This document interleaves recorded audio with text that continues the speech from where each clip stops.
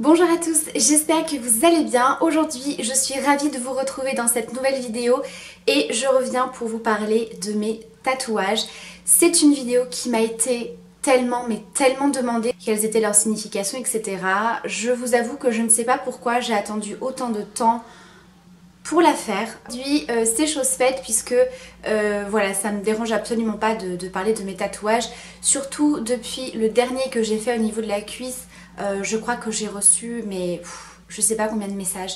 Voilà, j'ai eu plein de questions sur les tatouages, j'ai eu beaucoup la demande de cette vidéo, donc je m'exécute. Je vais essayer de pas trop papoter sur chaque tatouage. Donc pour répondre très rapidement à vos questions, est-ce que ça fait mal, combien ça coûte, etc. Donc est-ce que ça fait mal? Oui et non. On va dire que c'est pas forcément quelque chose de super agréable, mais c'est pas quelque chose de terrible non plus.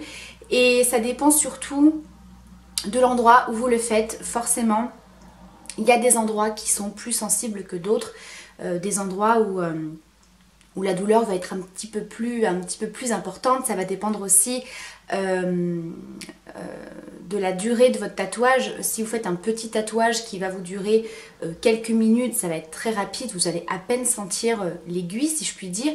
Après, si vous faites un tatouage qui prend plusieurs heures, comme moi ça a été le cas par exemple pour le dernier, au niveau de la cuisse où on a mis un petit peu plus de 4 heures, où vous faites des pauses entre temps, votre peau devient très rouge, gonfle, et forcément quand vous repassez les aiguilles dessus, c'est beaucoup plus sensible. Voilà, donc vraiment la douleur ça dépend de l'endroit et ça dépend tout simplement de chaque personne. Voilà.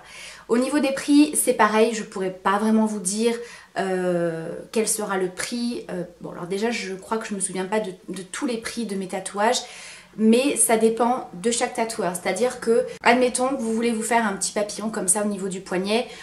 Moi il me semble que je l'ai payé une centaine d'euros. C'est pas parce que je l'ai payé une centaine d'euros que vous, quand vous allez aller voir votre tatoueur, il va vous dire je te le fais à 100 euros. Voilà, ça varie vraiment d'un tatoueur à l'autre. Il n'y a pas vraiment de tarif, il n'y a pas de tarif fixe pour les tatouages, donc n'hésitez pas à faire plusieurs salons de tatouage. On m'a aussi posé la question si mon projet tatouage était terminé, donc non, ce n'est absolument pas terminé, c'est un projet que j'ai en tête. Voilà, maintenant ça prend du temps puisqu'un tatouage c'est quelque chose, voilà, qui coûte cher, c'est quand même de l'argent.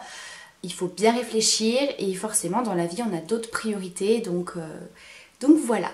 Alors je vais commencer tout de suite par le premier tatouage. Je vais faire dans l'ordre, ce sera plus simple pour moi pour pas en oublier. Donc le premier tatouage que j'ai, donc je vous ferai des photos, des plans, etc. parce que forcément je ne vais pas filmer cette vidéo en sous-vêtements. Donc le premier que j'ai fait, c'est celui que j'ai au niveau de l'épaule droite. Donc celui-ci c'est mon tout premier que j'ai fait à 16 ans.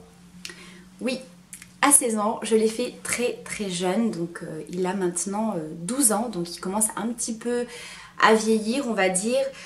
Donc à l'époque, ma mère était complètement contre, elle n'était pas très emballée, on va dire. Mais en fait, si j'avais l'autorisation d'un des deux parents, il n'y avait aucun souci. Donc du coup, j'ai réussi à convaincre mon père et on a été regarder ensemble pour ce tatouage. Donc je vous explique, c'est à la base un scorpion.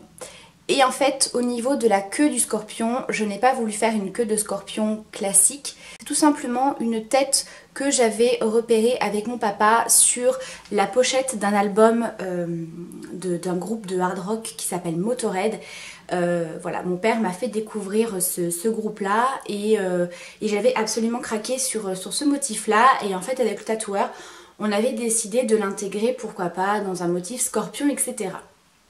Voilà ce que ça donne.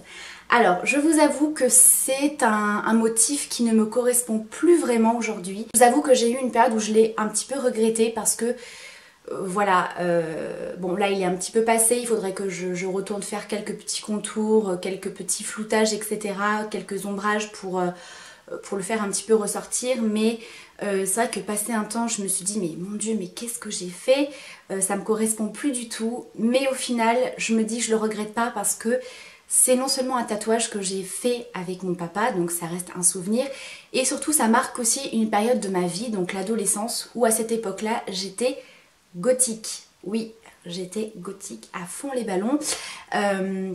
Donc voilà, ça représente une période de ma vie où j'écoutais beaucoup de hard rock, de métal, voilà. Donc du coup c'est un tatouage qui sera complété puisqu'en fait mon projet tatouage c'est de continuer mon bras. Donc il va pas être recouvert mais il va être complété par les autres motifs qui vont venir s'ajouter. Voilà. Ensuite le deuxième tatouage, donc c'est mon elfe au niveau de l'omoplate.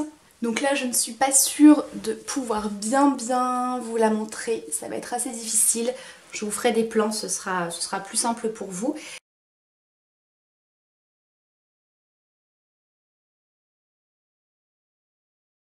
Donc celui-ci c'est un tatouage qui a bientôt 9 ans déjà, donc une elfe. Pourquoi? Alors ça c'est plus pour le côté esthétique, ça n'a pas vraiment de signification. J'ai toujours voulu me faire une elfe, une fée en tatouage et voilà, j'avais trouvé ce modèle sur internet. C'était un dessin, je ne sais plus, vous savez il y a beaucoup de sites où vous avez des dessins avec des fées etc. Et donc moi j'avais vraiment trouvé la position de l'elfe très sympa et c'est moi qui ai dessiné les ailes et qui ai choisi les couleurs etc. Ensuite le troisième c'est celui que j'ai à la nuque. Voilà, je ne sais pas si on verra bien. Donc c'est un signe asiatique, donc c'est tout simplement le prénom de mon fils en chinois, donc Nathan. Donc vous vous doutez bien qu'à la suite il y aura forcément celui de Gabriel, donc voilà, ça fait partie de mon projet. Donc celui-ci je l'ai fait en même temps que mon mari, donc il a le même, au même endroit. Le quatrième c'est celui que j'ai au poignet, donc mon petit papillon avec quelques petites arabesques. J'ai toujours aimé les papillons, il y en a un autre d'ailleurs qui sera dans mon projet tatouage. Je voulais vraiment un petit papillon très fin, quelque chose d'assez discret. Et surtout, je l'ai fait quand j'ai perdu mon 20e kilo. Puisque pour celles qui me suivent depuis quelques temps maintenant sur YouTube, j'ai été vraiment beaucoup plus ronde que ça. J'ai été jusqu'à 88 kilos. Et quand j'ai perdu mon 20e kilo, je me suis dit... Je sais pas, j'avais envie de marquer ça, donc c'est un petit peu les kilos qui s'envolent, donc voilà, c'est un petit tatouage qui me rappelle ça aussi. Ensuite, le cinquième, donc c'est celui-ci. Donc là, je pense que c'est très clair pour vous, donc c'est tout simplement le prénom de mes deux fils, donc Nathan et Gabriel, avec une envolée d'oiseaux. Donc vous allez me dire, mais pourquoi tu as refait le prénom de tes enfants alors que voilà, j'avais déjà fait celui de Nathan en signe chinois. J'avais envie tout simplement de faire un tatouage qui les représente tous les deux et qui fasse partie d'un même tatouage. Je ne saurais pas trop comment vous expliquer et c'est vrai que j'avais très envie de faire une petite envolée d'oiseaux parce que j'ai toujours trouvé ça super esthétique en fait. Donc au niveau de l'écriture c'est moi qui l'ai choisi, c'est moi qui ai choisi l'emplacement de l'envolée d'oiseaux etc. Donc voilà. Ensuite on a le sixième, alors celui-ci on m'a tellement posé de questions, donc c'est celui que j'ai sur la main. Donc forcément vous m'avez posé beaucoup de questions parce que dans mes vidéos on le voit forcément. Donc c'est écrit Mado. Alors il y en a qui ont eu un petit peu de mal à réussir à lire parce que c'est une écriture qui est un petit peu particulière. C'est une écriture que j'ai également choisie. Donc qu'est-ce que ça signifie? Donc celui-ci me tient énormément à cœur puisque c'est tout simplement un hommage à ma grand-mère. J'ai toujours été très proche de ma grand-mère et forcément quand elle est décédée ça a été très dur pour moi, donc ça fait maintenant plusieurs années et je m'étais toujours dit que je lui ferais un tatouage pour elle. Voilà, j'avais toujours eu ce besoin de faire un tatouage en rapport à elle et c'est vrai que je vous avoue que j'avais pas vraiment d'idée. Je savais pas trop quoi faire, donc du coup j'avais laissé cette idée de côté et un jour j'ai eu le déclic. Je me suis dit mais oui c'est exactement ça. En fait Mado c'est tout simplement le surnom qu'on lui donnait puisqu'elle s'appelait Madeleine et c'était Mamie Mado. Et je me suis dit mais c'est exactement ça. Je sais que Mado c'est le surnom de ma grand-mère, qu'on l'appelait comme ça. Donc c'est très personnel et du coup je me suis dit voilà c'est ça qu'il faut que je fasse. Après pourquoi je l'ai fait à cet endroit là, je voulais un tatouage au niveau de la main et on va dire que ce tatouage là j'avais envie de l'avoir tout le temps en vision. voilà, je voulais vraiment le voir le plus souvent possible. Donc du coup je l'ai fait là et je suis pas du tout déçue. Je voulais une écriture très très fine et voilà, je l'adore. Et donc le dernier tatouage, donc pour celles qui me suivent sur Instagram, vous l'avez probablement vu en photo, même sur ma page Facebook il me semble que je l'avais partagé, c'est mon attrape-rêve au niveau de la cuisse. Alors mon attrape-rêve, ça faisait très longtemps que j'en voulais un parce que déjà je trouve que c'est magnifique. J'ai toujours été très attirée par les motifs attrape-rêve, etc. Les plumes, ces petits tissages, les petites perles, etc. J'ai toujours adoré ce motif-là.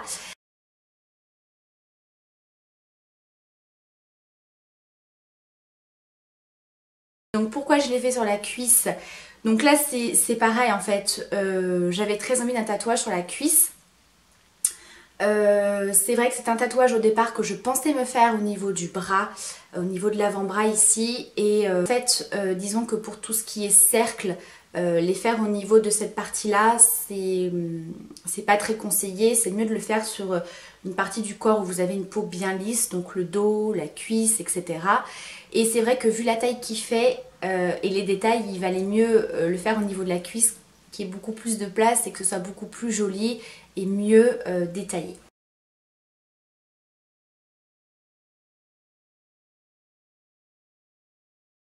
Donc voilà pour ma vidéo sur mes tatouages. J'espère que cette vidéo vous aura plu puisque voilà, ça fait très longtemps que vous me la demandez. J'espère que ça vous fera plaisir. N'hésitez pas à me dire en commentaire quels sont vos tatouages, ceux que vous aimeriez vous faire. Voilà, n'hésitez pas à partager tout ça en commentaire. Je vous embrasse très fort, je vous dis à très vite pour la prochaine vidéo. Ciao!